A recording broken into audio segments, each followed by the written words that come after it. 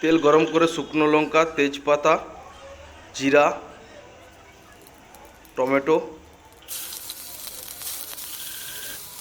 কাঁচা লঙ্কা, মাছ দিয়ে একটু নেড়ে চেড়ে নেব। সমস্ত রকম বাটা মশলা, আদা, পেঁয়াজ, রসুন, জিরা, ধনে এবং সর্ষে একসাথে বেটে এটাতে দিয়ে দেব, একটু নেড়ে চেড়ে নেব। এখন দিয়ে দেবো হলুদ গুঁড়ি,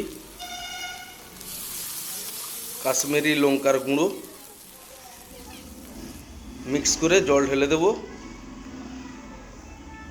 লবণ দিয়ে দেব।